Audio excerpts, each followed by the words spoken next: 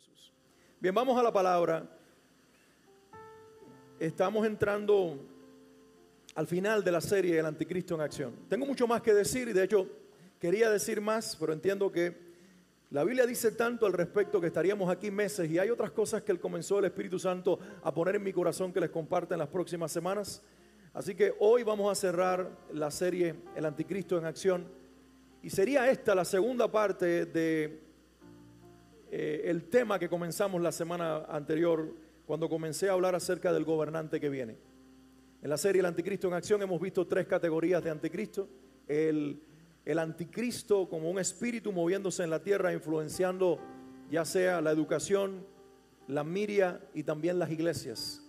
Y por supuesto hemos hablado acerca de los falsos anticristos o los falsos maestros que desde la Biblia y desde la enseñanza falsa están cambiando el mensaje del evangelio. Y la semana anterior comenzamos a hablar acerca del gobernante que viene, de la figura del anticristo como alguien encarnado, engendrado en él, el mal en toda la expresión de la palabra, Satanás en toda la expresión de la palabra. Mi amor, ¿puedes subir la luz para los que vayan a leer la Biblia a continuación la puedan ver bien? Sí, es un poquito más. Gracias. Ok, quiero comenzar. Por cierto, antes de ir al mensaje, ahí en pantalla lo puedes ver las notas en la aplicación de la Biblia, en el Bible App, y ahí ustedes pueden tener en la misma aplicación que muchos de ustedes tienen, el Bible App, están las notas con frases, con diferentes pasajes que vamos a compartir, etcétera, etcétera. Henry Kissinger, no sé si muchos de ustedes saben de quién estoy hablando. Él fue secretario de Estado en la administración Nixon y en la administración Ford. Es un hombre, un estadista, un político. Y esto dijo él: si se dijera que existe una amenaza externa, real o promulgada, procedente del más allá, que amenazara nuestra existencia, todos renunciarían voluntariamente a los derechos individuales ante la garantía de bienestar que les ofrecería el gobierno mundial. Y aquí estamos en presencia de alguien que es un político, un estadista, un hombre de gobierno, diciendo que el mundo ante una crisis estaría dispuesta la humanidad a volverse parte de un gobierno mundial que controlara no una nación y no solamente regiones, el planeta completo, con un gobierno que le diera sentido a la humanidad, entre comillas. Por su parte, Klaus Schwab, que es el que dirige el Foro Económico Mundial, dijo hace un año, cuando comenzó esta pandemia: la pandemia representa una rara y estrecha ventana de oportunidades para reflexionar, reimaginar y reiniciar nuestro mundo. Este señor, y junto con él muchos otros, es el proponente de la Agenda 2030, del reinicio y sobre todo de un capitalismo diferente, donde el eslogan es: no serás dueño de nada, pero serás feliz. Él mismo, en su libro COVID-19, el gran reinicio, que lo escribió hace algunos meses atrás, hay un fragmento que les quiero leer. Dice: las crisis agudas contribuyen a impulsar el poder del Estado. Siempre ha sido el caso, y no hay ninguna razón por la que deba ser diferente con la pandemia del COVID-19. Hay un sistema más atrás de los gobiernos. Hay hombres en las tres esferas de poder, que quizás sea el sistema perfecto para traer al anticristo al planeta. Las tres esferas de poder: la política, la religión y también la economía. Y tal vez eso es lo que defina la marca de la bestia: el 666. La política, la religión y la economía unidas en un gran todo, en una forma de gobierno, tratando de decirle al ser humano: somos la solución para ti, siempre y cuando estés de acuerdo con nosotros. Vivimos tiempos peligrosos. No sé si te has dado cuenta. Este virus es real, sí. La pandemia es real, sí. Lo que está viviendo el mundo es real, sí. Pero la pregunta es: ¿no sería condicionado? ¿Y no estará sirviendo los intereses de algunos que quieren llevarnos en la dirección de su propósito? Los seres humanos, en nuestra maldad y en nuestra alianza con el infierno, somos capaces de generar el mal para traer nuestra agenda a solución. Y tenemos que dejar de ser una iglesia ingenua para abrir los ojos y darnos cuenta que lo que está ocurriendo afuera es precisamente lo que Dios dijo hace siglos desde su palabra que sucedería, y nosotros no podemos ser ciegos ni sordos y mucho menos mudos.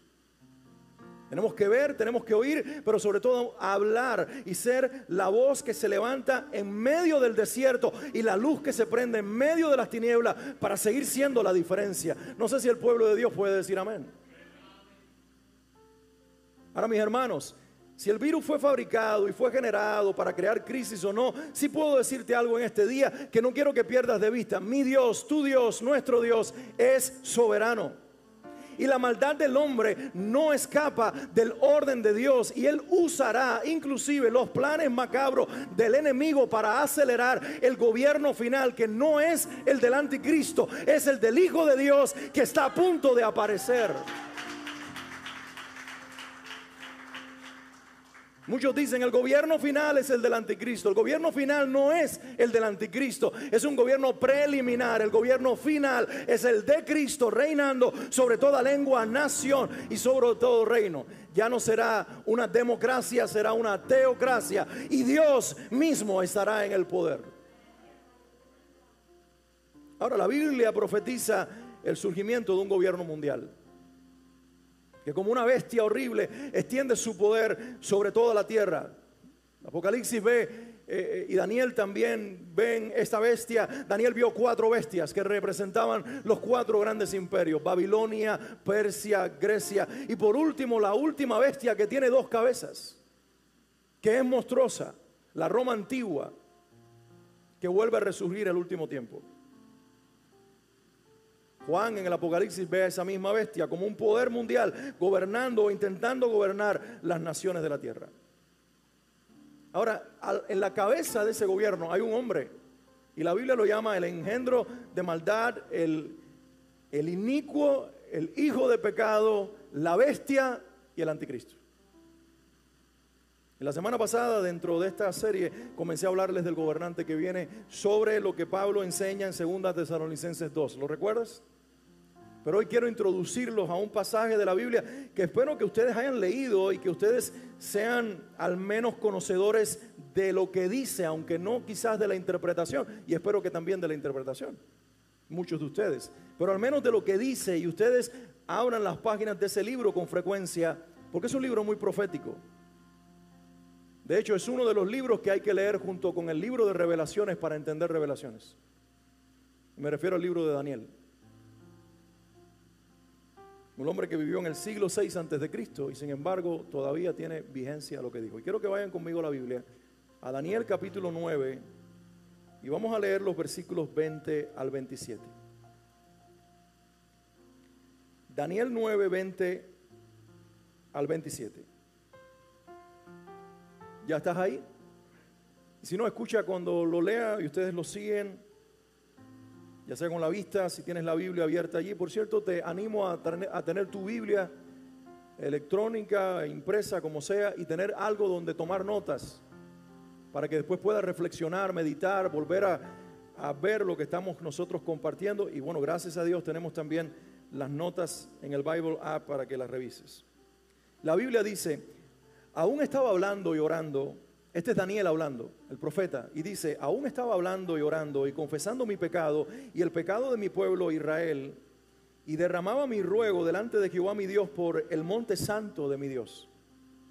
Aún estaba hablando en oración cuando el varón Gabriel, a quien había visto en la visión al principio, volando con presteza, vino a mí como a la hora del sacrificio de la tarde. Coincidentemente, la misma hora en la que mi Señor y tu Señor fue sacrificado. Y me hizo entender y habló conmigo diciendo: Daniel, ahora he salido para darte sabiduría y entendimiento. ¿Para qué vino? Para darle ¿qué? Sabiduría y entendimiento. Es decir, que mientras más uno entra en una etapa profética del tiempo del fin, ¿qué necesitamos, iglesia? Sabiduría y entendimiento. Y Pablo decía: oro que el Espíritu Santo les dé sabiduría y revelación por el Espíritu Santo. La iglesia necesita lo mismo que el ángel vino a darle a Daniel. Versículo 23. Al principio de tu ruego fue dada la orden y yo he venido para enseñártela porque tú eres muy amado. Entiende pues la orden y entiende la visión. 70 semanas están determinadas sobre tu pueblo y sobre tu santa ciudad para terminar la prevaricación y poner fin al pecado y expiar la iniquidad, para traer la justicia perdurable y sellar la visión y la profecía y ungir al santo de los santos. Sabe pues y entiende que desde la salida de la orden para restaurar y edificar a Jerusalén hasta el Mesías príncipe habrá 7 semanas y 62 semanas. Se volverá a edificar la plaza y el muro en tiempos angustiosos. Y después de las 62 semanas se quitará la vida al Mesías, mas no por sí.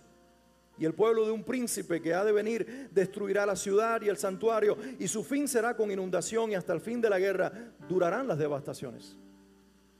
Y por otra semana confirmará el pacto con muchos. A la mitad de la semana hará cesar el sacrificio y la ofrenda. Después, con la muchedumbre de las abominaciones, vendrá el desolador hasta que venga la consumación y lo que está determinado se derrame sobre el desolador.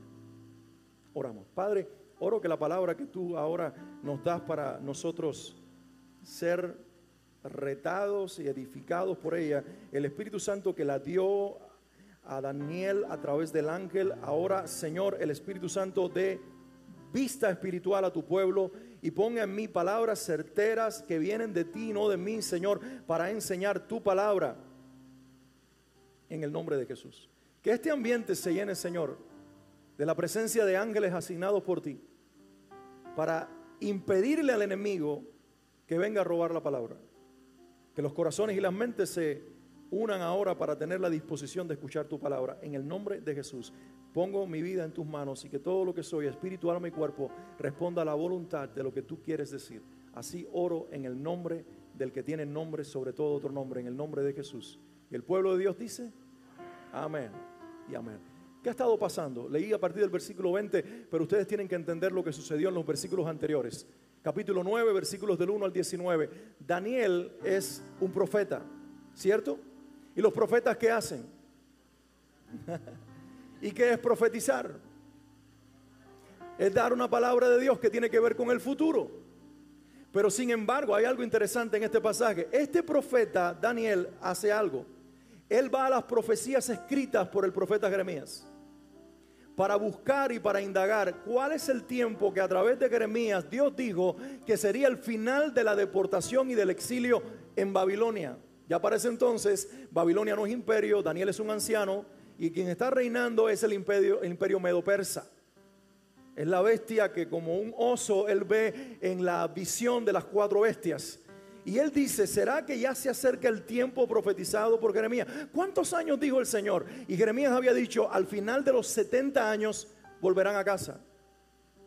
Así que él va a la profecía, hace sus cálculos matemáticos y más o menos entiende que el día se acerca, la fecha se acerca. No sabe si él regresará, pero muchos de los que están vivos en esos días, él sabe que volverán a Jerusalén y tendrán el privilegio de restaurar la ciudad y posiblemente el templo también. Ante esa realidad de la revelación de Jeremías, el profeta hace algo, comienza a orar. Y comienza en su oración a decirle al Señor, Padre, te pido perdón porque estamos aquí por el pecado de mis padres, nuestros antepasados y por mi pecado también.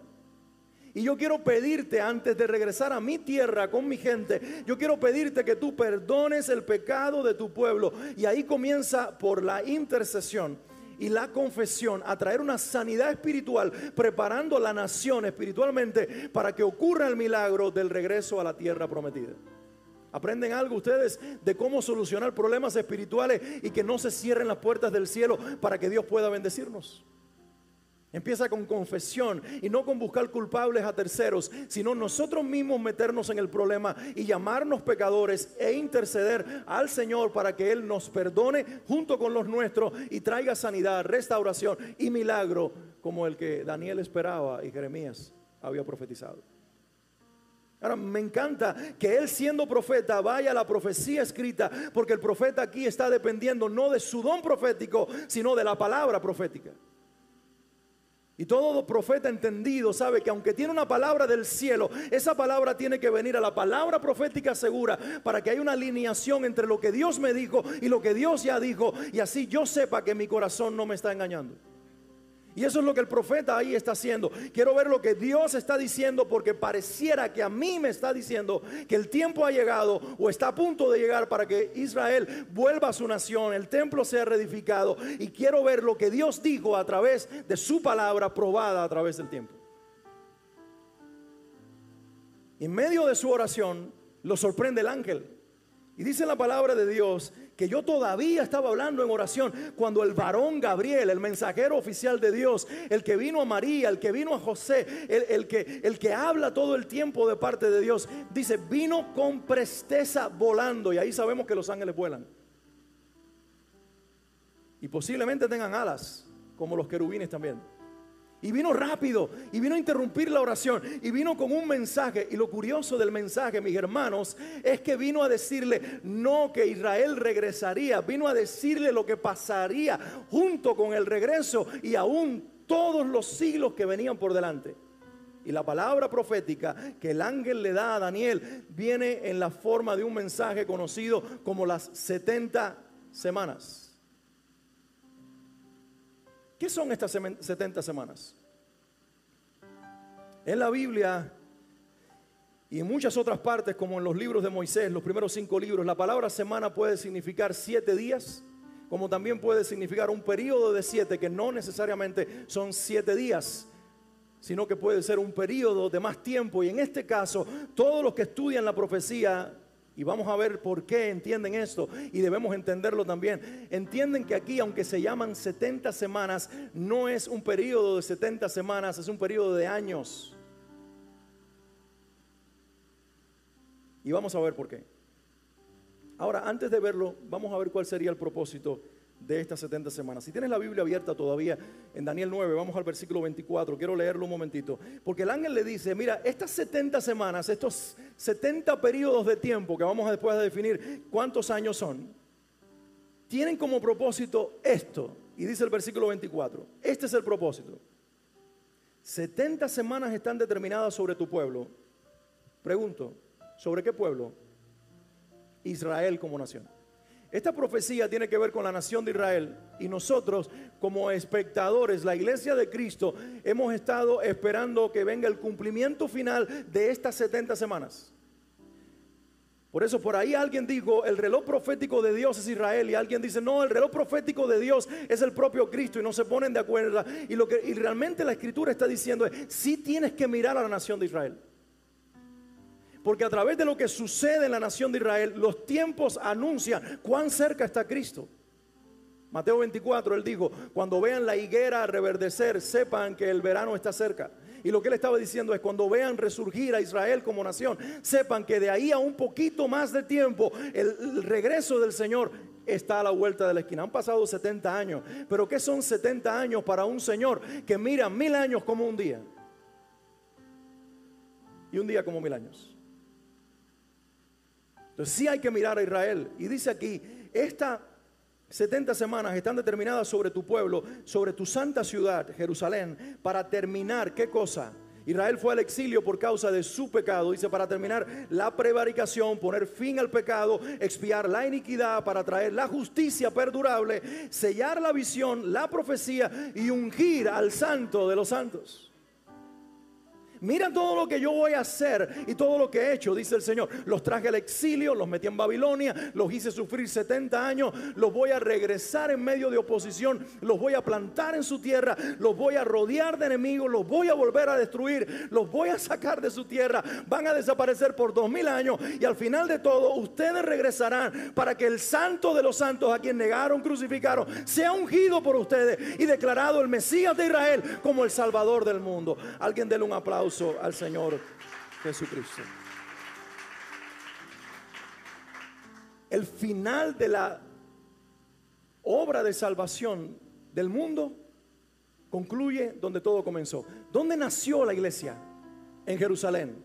¿Dónde termina la iglesia su misión? en Jerusalén. La última tierra a ser conquistada, que proclamará no uno, no dos, no el 50%, sino el 100% de una nación. Dice Romanos capítulo 11, se postrará y declarará: Jesucristo es el Señor. Y el evangelio hará conclusión de lo que inició hace 2000 años en el lugar donde comenzó, donde hoy más lo niegan. Ahí lo proclamarán rey.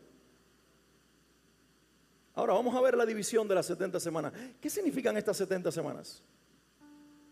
Son 7 semanas de años o 70 semanas de años. Y él dice, quiero leer textualmente, donde comienza a hablar de las 70 semanas, y él dice: sabe pues y entiende, versículo 25, que desde la salida de la orden para restaurar y edificar a Jerusalén hasta el Mesías príncipe. ¿Quién es el Mesías príncipe?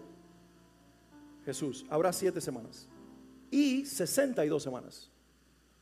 Y entonces se volverá a edificar la plaza y el muro en tiempos angustiosos. Y está dicho de una manera confusa, que nosotros de momento no podemos saber de qué está hablando.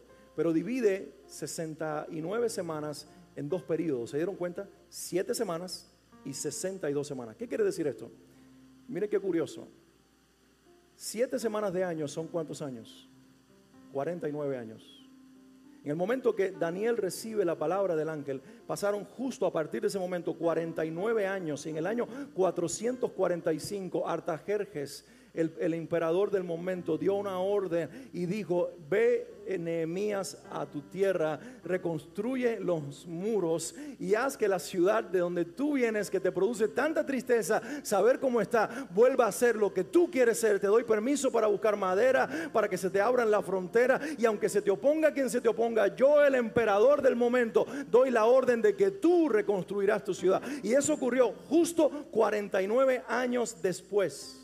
Y dice la profecía, yo acabo de leérselas a ustedes: sabe pues y entiende que desde la salida de la orden para restaurar y edificar a Jerusalén, eso ocurrió 49 años después, habrá 7 semanas, justo como lo profetizó.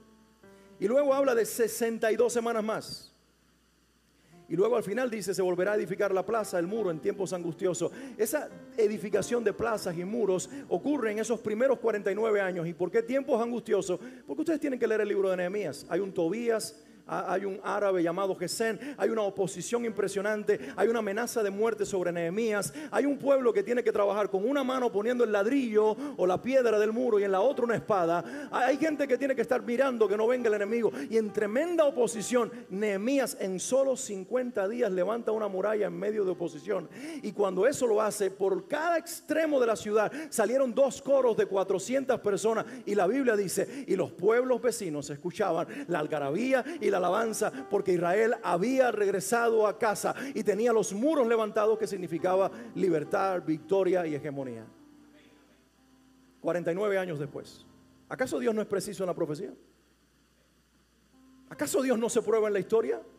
Ahora él habla también de 62 semanas más. 62 semanas de años, cuando tú multiplicas por 7, equivale a 434 años. Este sería el tiempo que pasaría desde el regreso del exilio a Jerusalén con Nehemías hasta la entrada triunfal de Jesús en Jerusalén. En el momento que Jesús entra por la puerta de Jerusalén y la gente dice: Hosana, Hosana al Hijo de David. ¿Lo recuerdan? En ese momento está cumpliéndose justo 434 años más, que junto con los 49 son más o menos 480 y tantos años.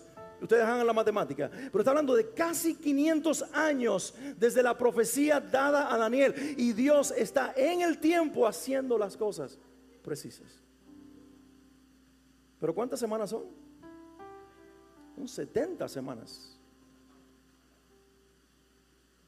Así que esta profecía comenzaría con el regreso de Israel 49 años después de la profecía de Daniel. Tendría un cumplimiento parcial en los días de Jesús en su entrada triunfal. El aparente ungimiento del Mesías, que más tarde, una semana después, lo niegan, lo crucifican, los mismos que lo declaran Hosana, el Hijo de David.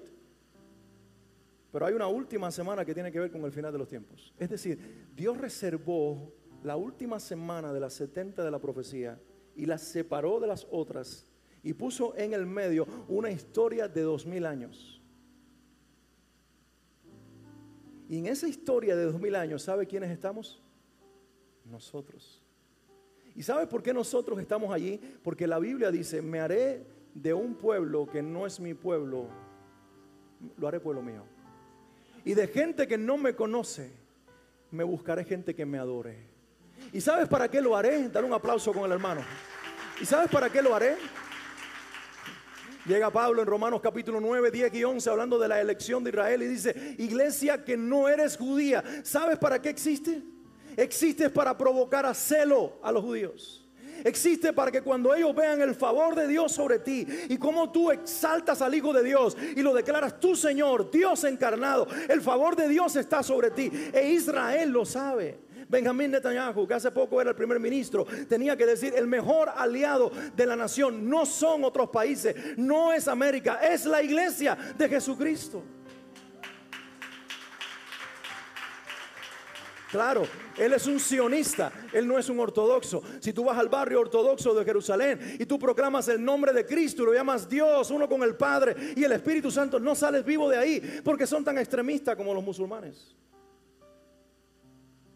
Ellos están siendo provocados a hacerlo por nosotros. En el medio de 70 semanas se cumplen 69 semanas. El Mesías pierde la vida, le es quitada la vida al Mesías, dice Daniel, profetizado allí.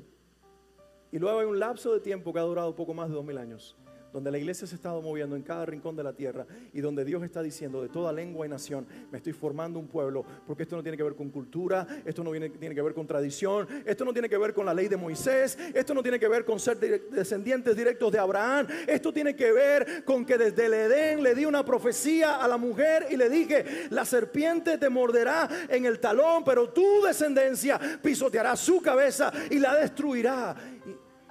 Y la simiente de la mujer, que es también la simiente de Abraham, no vino a salvar un pueblo, vino a salvar los pueblos. Y la simiente no es una nación, es una persona y se llama Jesucristo. Sea gloria a Él en medio de la iglesia. Nosotros estamos a punto de ver el cumplimiento de la última semana de 7 años profetizada en el libro de Daniel. Poderoso, ¿verdad? Esta última semana de 7 años, Israel va a ser sometida a una tribulación como nunca antes. Jesús dijo, no habrá tribulación como esta nunca antes. Miren, la profecía es interesante. Hago un paréntesis aquí. La profecía es lineal. Y cuando Dios habla una palabra profética en el tiempo, lo mismo que está diciendo para el final de los tiempos puede ocurrir en varias ocasiones. Y sabes que Daniel da esta profecía. Y antes de que venga el tiempo del fin ha ocurrido 2 veces una tribulación grande para Israel. Yo lo dije la semana pasada, quiero recordártelo. Antíoco Epífanes entra, el rey Seleucida, y destruye Jerusalén, hace un sacrificio pagano en el templo. Y de ahí surge la fiesta judía que se celebra en Navidad. Recuérdenme el Hanukkah. Porque los macabeos, Tobías Macabeo, los príncipes hebreos del momento, se oponen a ese rey que entró, a ese rey griego Seleucida, y se meten en el templo y por 7 días sin agua, sin comida, se encierran allí para no entregar la fortaleza del templo, el lugar sagrado. Y dice la historia que hubo 7 días de lámpara encendida sin aceite, un milagro. Después cayó, hubo destrucción, hubo muerte, los macabeos fueron todos apagados, pero Israel supo que Dios sobrenaturalmente protegió a su pueblo por 7 días. Otra vez más, un periodo de 7. Anunciando una protección sobrenatural de un futuro donde serán más de días, años.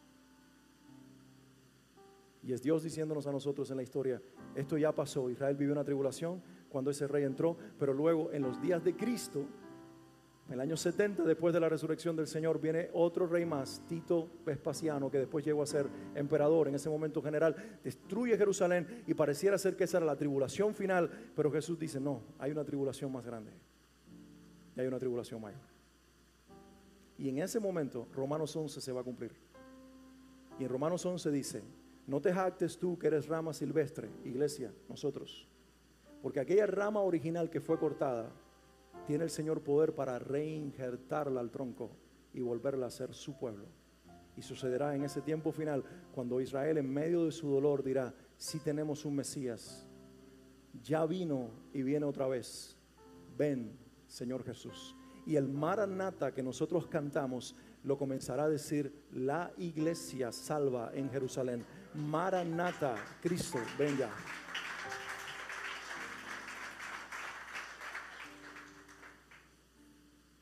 Ahora, leemos el versículo 26 y dice: después de las 62 semanas se quitará la vida al Mesías, mas no por sí. ¿Quién lo hará?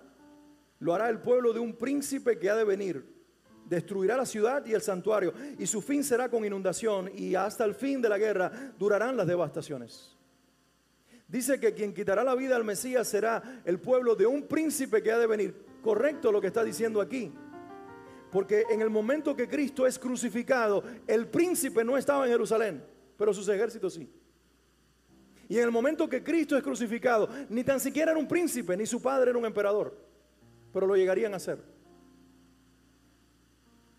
Tito Vespasiano, hijo de Flavio Vespasiano, el emperador, era simplemente el soldado romano que estaba en algún punto de lo que era la antigua Grecia, donde quizás su padre también había nacido, y no tenían nada que ver con el emperador de turno cuando Cristo es crucificado. Pero el pueblo de ellos, Roma, es el que da el dictamen o la aprobación para que los judíos crucifiquen al Señor, y está en la profecía.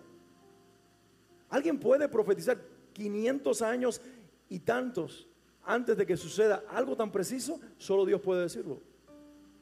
Y dice: y el pueblo de ese hombre no solamente le quitará la vida al Mesías, sino también destruirá la ciudad, el santuario, y su fin será con inundación, y hasta el fin de la guerra durarán las devastaciones. Y aquí hay un cumplimiento parcial en el año 70 después de Cristo, cuando viene y destruye este hombre Jerusalén. Pero lo curioso es que, como la profecía es lineal, cuando se habla de este príncipe, es la pregunta que tenemos que hacernos: ¿quién es este príncipe en este pasaje? En los días de los Seleucidas, de Antíoco Epífanes, quien leía la profecía de Daniel de hacía unos cuantos años, miraba la profecía de Daniel y decía: este es el príncipe que dice ahí, esta es la abominación desoladora, mira el cerdo o la cerda que está sacrificando, este es el que dijo que habría de venir, va a destruir la ciudad otra vez, el Señor está a punto de hacernos justicia. Pero resulta que, aunque parcialmente en el año 400 y tanto antes de Cristo se cumple la profecía, no obstante, no se cumple completamente. Llegan los días de Cristo, Cristo está sobre la tierra, el Mesías ha llegado, la gente dice: Hosana, Hosana, pero resulta que cuando se dan cuenta que no viene a quitar a Roma, dicen: hay que crucificarlo. Y 7 días después, la multitud comienza a decir: crucifíquenlo, crucifíquenlo, y el pueblo de ese príncipe le quita la vida, en este caso Roma. Y unas cuantas décadas después, años 70, destruyen la ciudad. Y todos los que están allí dicen: eso es, los judíos dicen: esto es lo que dijo Daniel. Miran, este es el príncipe que había de venir, que destruiría con inundación la ciudad. Se cumplió la profecía. Pero en realidad, la profecía se cumplió otra vez de manera parcial. Ese es el poder de la palabra profética de Dios, que puede tener varios cumplimientos en el tiempo hasta que llegue al cumplimiento final. Y lo que está diciendo la Escritura es que el que ha de venir al final de los tiempos, ¿de quién estamos hablando hoy? Del anticristo. Tiene una conexión histórica con esos dos que entraron y destruyeron Jerusalén primero. Y eso ustedes tienen que tenerlo presente para que sigan la pista y tengan olfato profético para entenderlo. Antíoco Epífanes era un seleucida que pertenecía a lo que después o antiguamente había sido Grecia, y después llegó a ser Asia Menor, y más tarde llegó a ser territorio romano. Tito Vespasiano, aunque nació cerca de una provincia italiana hoy en la actualidad, su padre nació en Esparta, Grecia, en el mismo territorio donde se encontraba el imperio seleucida y donde también había nacido Antíoco Epífanes. Curioso, ¿verdad? Así que aunque estos dos que entraron en Jerusalén, y el hijo del emperador entró en Jerusalén con un título de romano de sangre, era también un griego, un espartano de la región de Asia Menor, que hoy no está en Grecia, hoy está en Turquía. Y pareciera ser que al final de los días, cuando Daniel en el capítulo 4 y también el capítulo 2 está interpretando profecías, si ustedes han leído el libro de Daniel, verán que hay una estatua gigantesca en el capítulo 2 que Nabucodonosor ve, se le atormenta y dice: no entiendo, porque la cabeza era de oro, el pecho era de plata, las piernas eran de bronce, o los muslos eran de bronce, pero luego las piernas y los pies eran de hierro y barro. ¿Han leído ustedes acerca de eso? Y Daniel dice: son 4 reinos, el primero es el tuyo, porque nadie te supera en grandeza, eres el reino de oro, la cabeza, pero luego vendrá un rey que será como la plata, los medo-persas, que es representada en otra visión como un oso, y luego vendrá otro que será como el bronce, Alejandro Magno, Grecia, pero cuarto reino será las piernas, el hierro. Y de ese cuarto reino saldrá uno al final de los tiempos, que será la mezcla del hierro y el barro. La región donde surgió el imperio seleucida, donde más tarde vino Tito Vespasiano, donde estaban las iglesias asentadas en Apocalipsis, donde el Señor le escribió. Antiguamente era la región de los hititas, más tarde ese lugar se llamó Asia Menor, territorio griego, territorio romano, en la actualidad Turquía, pero allí fue donde se descubrió el hierro y se empezó a trabajar con él. De ahí subió a toda Europa y se volvió industrializada Europa y poderosa, pero comenzó en un lugar llamado Anatolia, actual Turquía. ¿Será por eso que cuando el Señor le escribe a la iglesia en Apocalipsis, le habla a 7 iglesias que estaban en el mar Egeo, en la zona turca?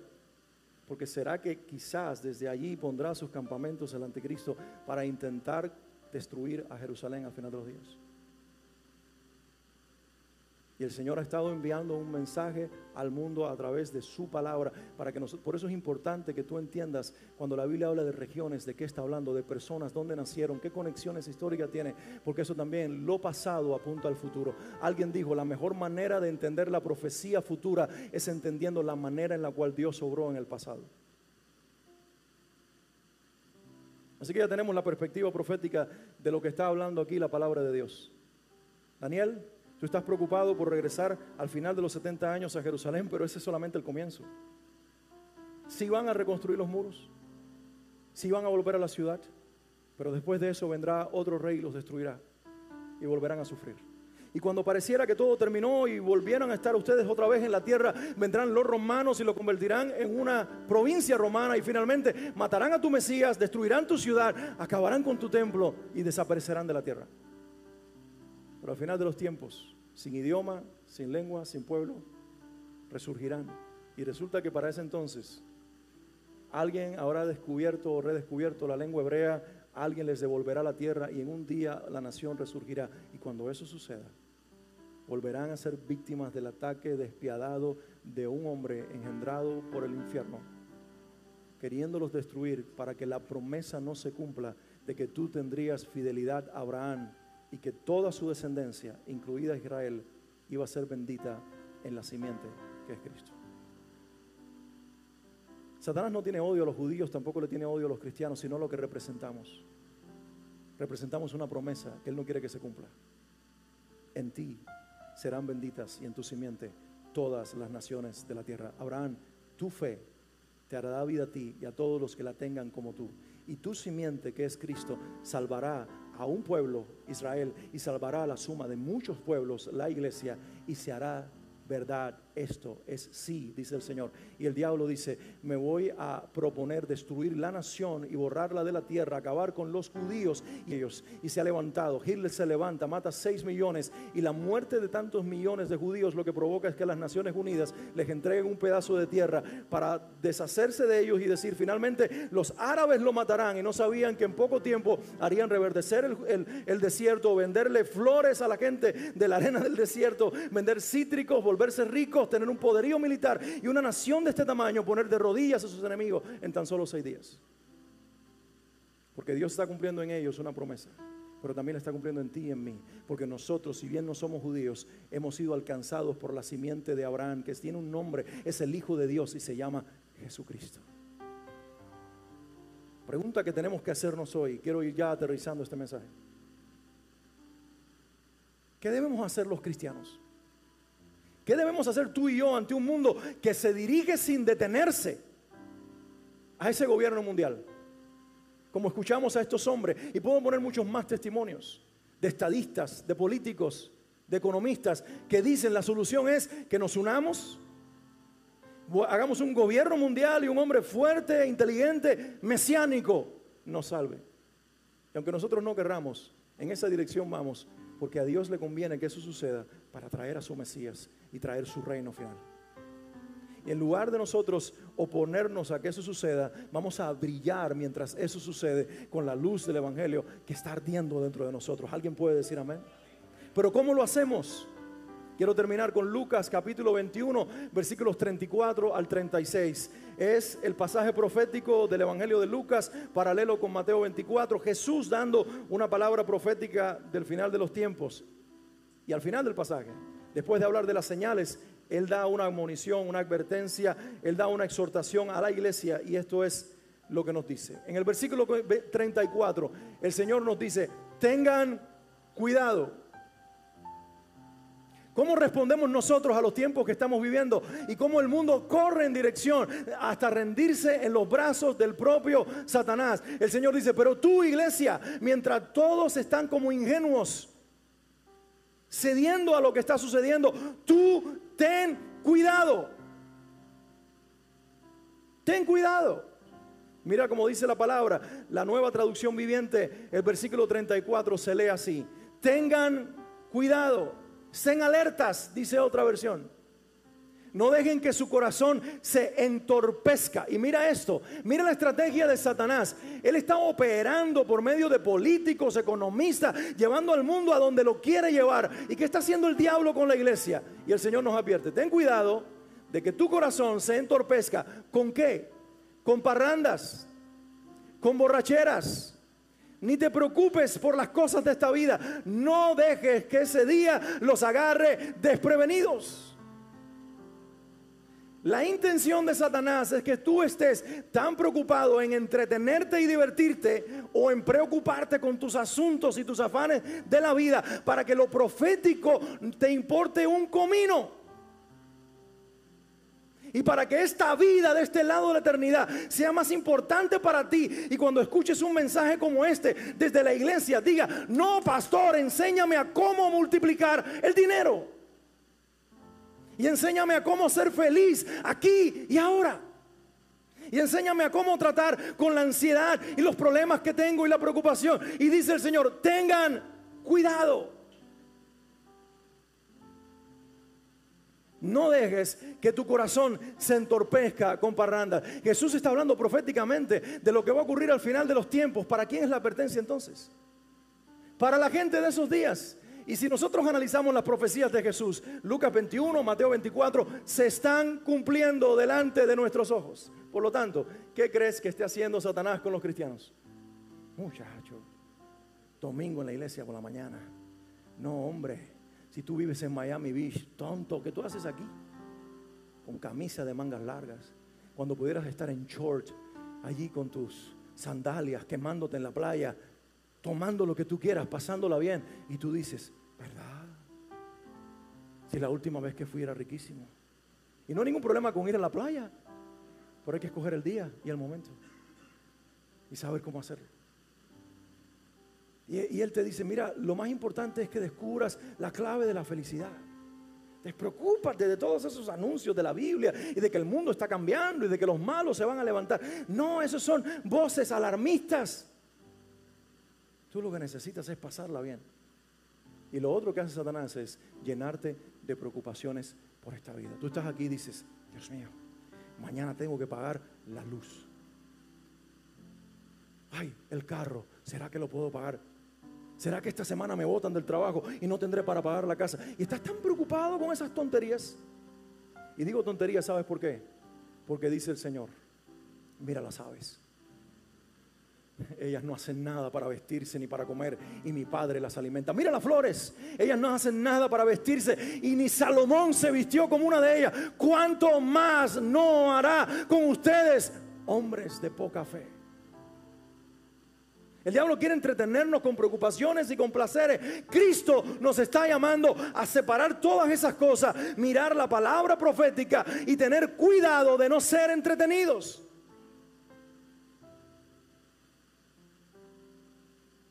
Y lo otro que dice, versículo 36, es que debemos mantenernos alerta. Aprovecha, si alguien está dormido, dale un codazo y dile: ¡alerta! Versículo 36 dice: manténganse siempre alerta y oren para que sean suficientemente fuertes para escapar de los horrores que vendrán y para presentarse delante del Hijo del Hombre.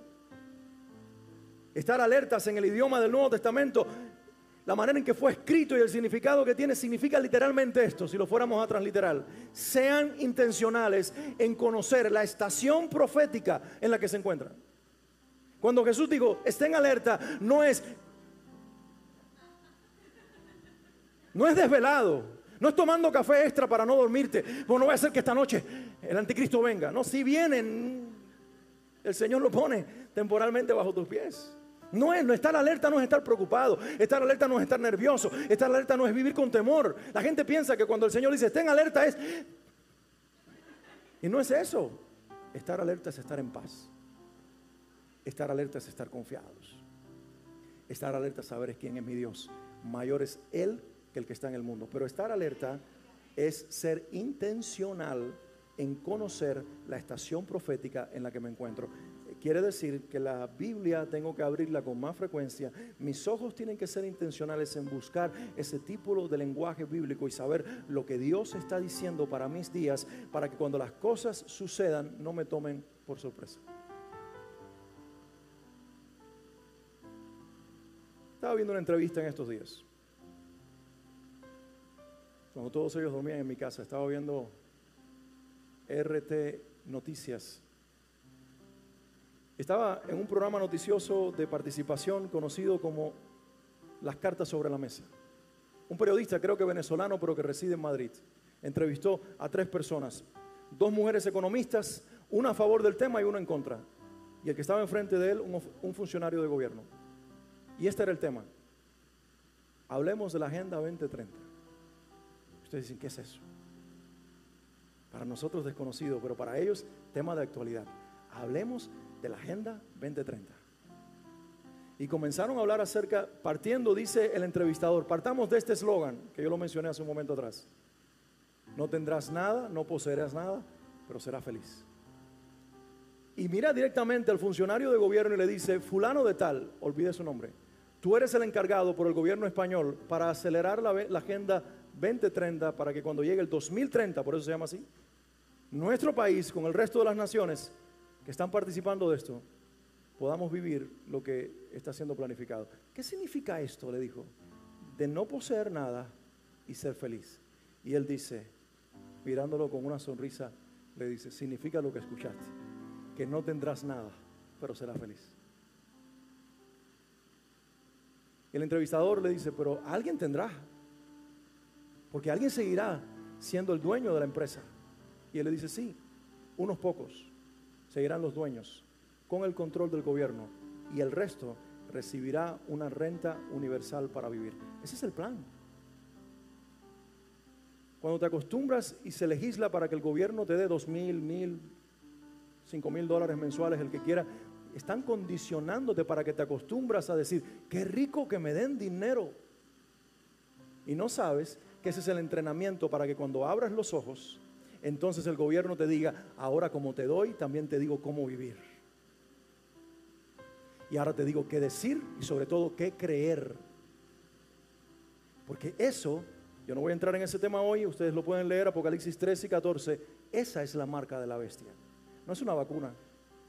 La marca de la bestia es una implementación de un sistema monetario internacional para que los hombres vendan y compren por un sistema que te va a decir quién lo puede hacer y quién no lo puede hacer. ¿Quién no lo puede hacer? El que no crea como ellos. Y dice la Biblia, y el que se deje marcar en la mano o en la frente.